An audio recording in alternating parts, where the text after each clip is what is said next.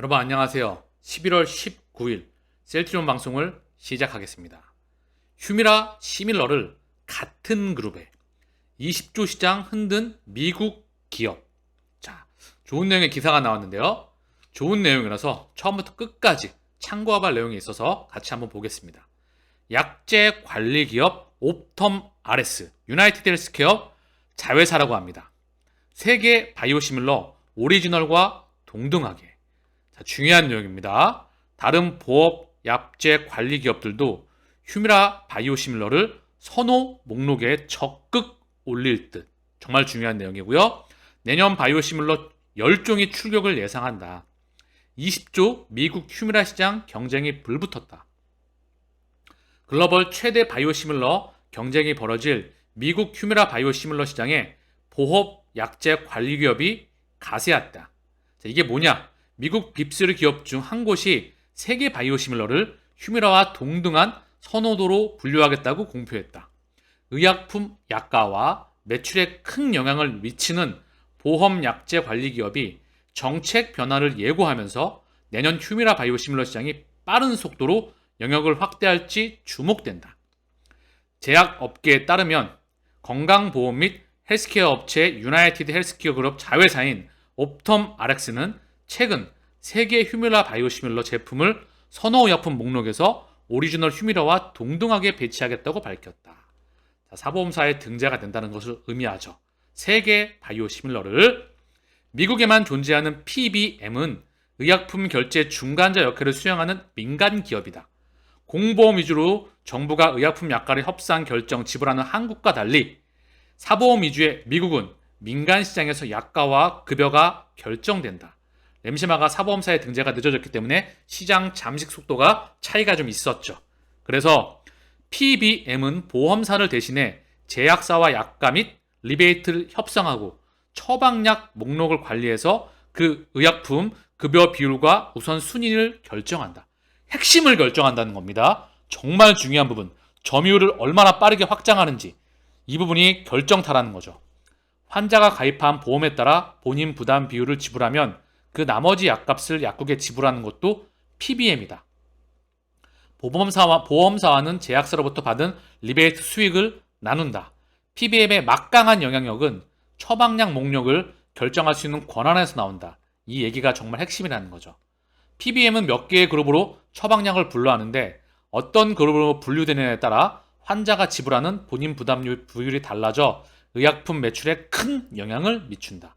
다시 한번 의약품 매출에 큰 영향을 미친다. 옵텀 RS의 최근 발표는 휴미라와 바이오시밀러를 동등한 그룹에 놓겠다는 의미이다.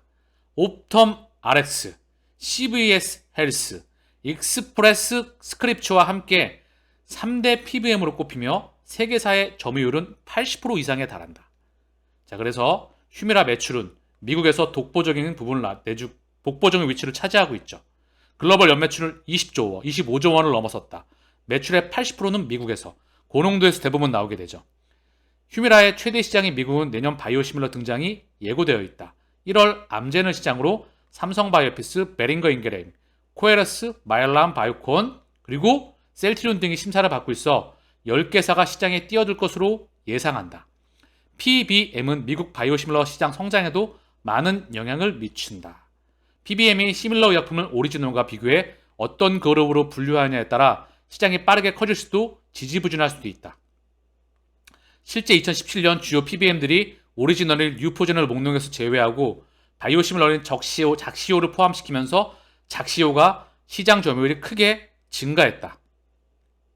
미국 내에서는 옵텀 RX의 영향력을 감안할 때 다른 PBM도 휴미라 시밀러를 적극적으로 포함하는 정책을 펼칠 수 있다는 의견이 나온다. 이 경우 휴미라 바이오시밀러 시장은 빠르게 규모를 확대할 수 있으리란 전망이다. 자, 어떤 제품이 세계 바이오시밀러만 동등하게 배치하겠다고 예고한 상태이다. 옵텀 RS가.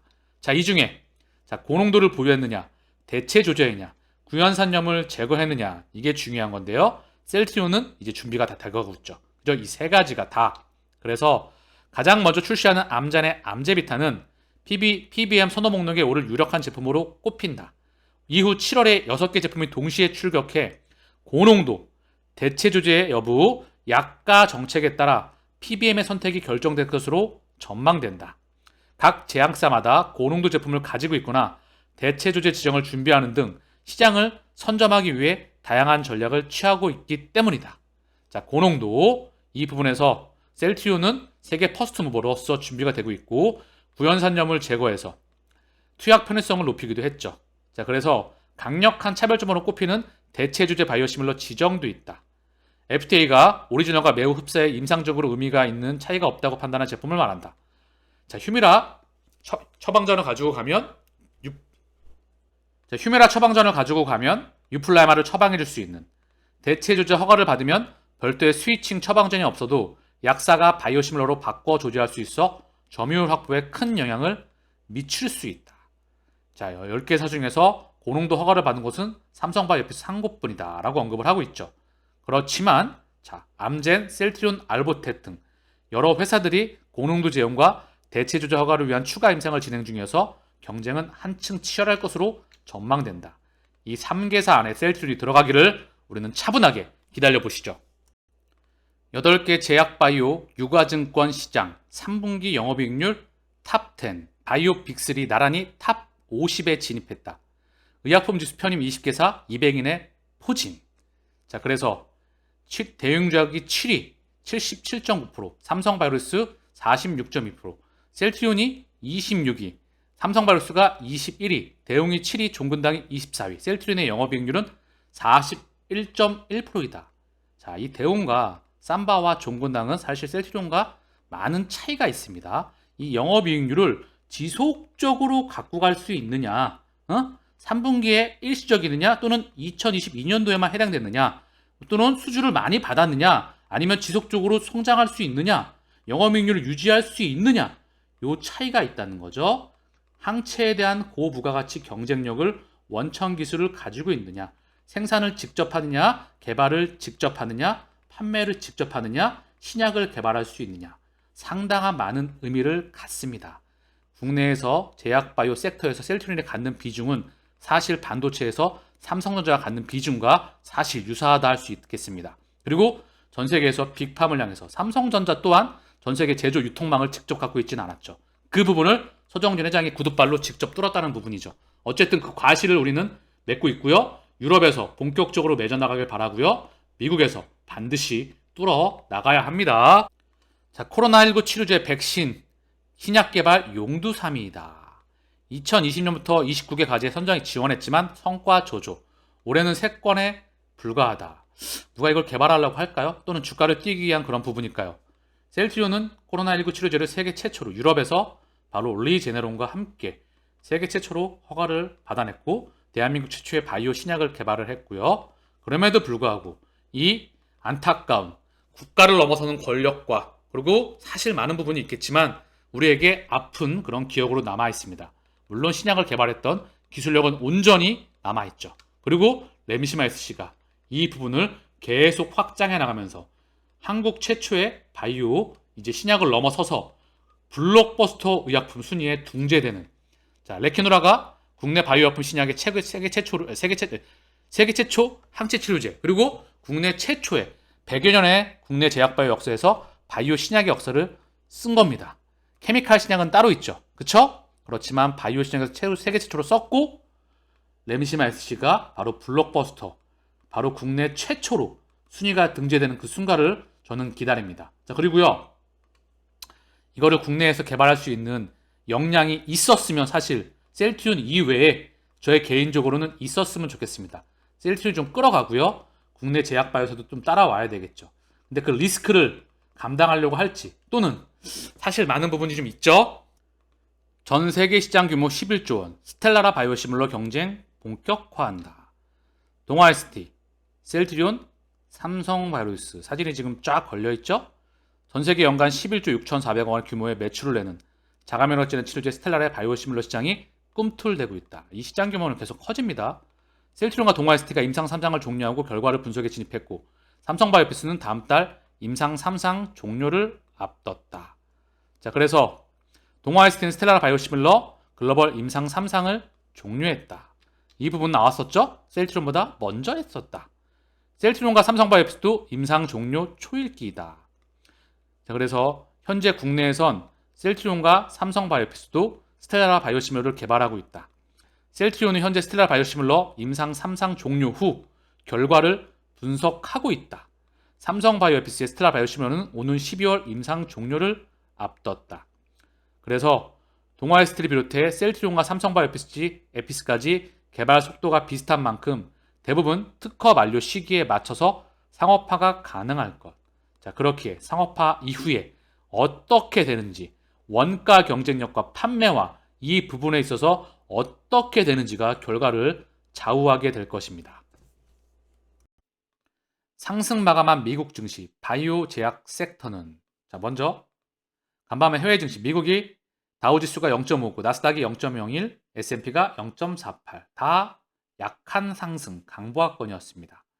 자, 시장 지표를 보게 됐을 때 원달러 환율은 1344원, 원화의 일부 강세, 달러는 106.82, 달러의 일부 강세, 미국채 10년물은 3.82, 전반적으로 보게 되면 10년물이 3.82, 미국채 2년물이 4.53.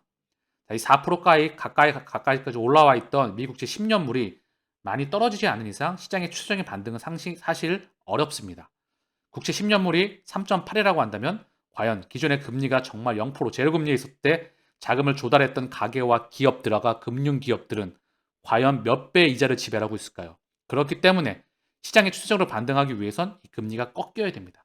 금리가 꺾이면 달러도 꺾이고 원하는 강세, 원달러 환율이 꺾이고 그리고 원화의 강세, 위안화의 강세, 그리고 국제결제 통화 박살나 있죠? 바로 파운드와 위안화, 엔화 다 박살나 있습니다. 요거의 강세, 즉 주식시장의 강세로 돌아설 수 있는 물가를 명분으로 하기 때문에 물가는 뭐에 연결되어 있죠? 우크라이나, 중국의 락다운의 해제, 그리고 원유에 대한 증상과 맞물려 있습니다. 자, 그렇기 때문에 10년물이 일부 강세를 보였고요. 3개월물을 보게 되면 자, 치고 왔죠. 살짝 반등이 나왔는데 얘가 만약에 이 전고점 물량을 소화하고 다시 뚫어버리면 시장은 다시 한번 큰 울림에 지나겠죠. 그러나 이 부분은 모니터링이 필요하지만 현재 금리 상단이 좀 가까워져 있는 분위기에 접어들어가고 있습니다. 일시적, 중기적으로. 물론 지켜봐야 되겠지만. 자, 다시 돌아와서 자, 전날 제임스 블러드 세인트루이스 여는 촌계 금리 수준을 5에서 7% 엄청나게 또 공포를 주고 있죠. 물가를 명분으로 하면서. 자, 그래서 22 중앙은행 총재인 크리스트 라가르드 또한 물가가 중요하다. 자, 그리고 기타 등등의 여는 총재들이 나와서 이런 부분을 언급하고 있죠. 시장을 컨트롤하고 있다. 자, 그래서 바이오 제약 주가가 상승이 좀 나왔다. 자, 보면 존슨앤존슨 0.77, 릴리 0.25, 에피 1.85 상승했고요. 아스트라제네카 1.58, 노바티스 2.68. 전반적으로 제약 바이오 섹터가 나쁘지 않았다. 그래서 이 부분에 대해서 언급을 좀 하고 있어요. 바이오 제약 섹터는 그 끝이 어딘지 모르게 미국 주식의 등락과 상관없이 매우 안정적으로 지속적인 상승을 이어가고 있다. 그러나 한국 증시는 미국 증시의 제약 바이오 섹터를 따라가지 못하고 있죠. 미국 제약 바이오 섹터는 시장이 빠그러질 때 그렇게 밀리지 않았습니다. 그러나 국내 증시에서 셀트리온은 좋은 호재에도 불구하고 이번 주에 14,000원 급락으로 마감하였습니다. 다음 주에 20만 원을 회복하는 급등 마감을 기원합니다. 자, 저도 그렇게 기원을 하고요. 결국 기원을 하지만 저는 의심하지 않아요. 그리고 지치지도 않습니다. 왜? 제 개인적으로 저는 확신하기 때문에 흔들리지 않기 때문에 올라갈 때 그다지 좋지도 않고요. 떨어질 때 슬프지도 않습니다. 저는 전고점 돌파, 슈팅 나올 때가 1차 제 개인적인 목표입니다. 그리고 끝까지 동행할 수도 있죠. 그죠? 왜? 지도가 다 나와 있기 때문에 제 기준에선 안전자산이기 때문에 흔들릴 이유가 없기 때문에 근데 이제는 4, 5년 기준으로 해서 상승, 하락, 상승, 하락 여기 있다는 거죠. 이 아랫꼬리에서 얼마나 모아가고 있겠습니까? 이들은. 기업 가치가 얼마나 성장해 가고 있는데 미국 시장이 2023년에 대대적으로 블록버스터가 바로 라인업이 다 출시가 되는데 그리고 직판으로 사보험사에 등재된다는 휴미라 얘기가 오늘 나오게 됐었죠. 여기 3개의 등재가 되고요. 다른 사보험사도 등재가 되기를 기원해 봅니다. 굉장히 중요한 부분이죠. 휴미라 20조. 얘가 20조 하나만 20조예요. 여기서 파일을 몇 프로 갖고 있을까요? 램시마 SC가 과연 몇 프로의 파일을 가지고 올 수 있을까요? 유플라이마와 램시마 SC가 셀트리온의 2차 두 번째 물결의 성장의 중심입니다.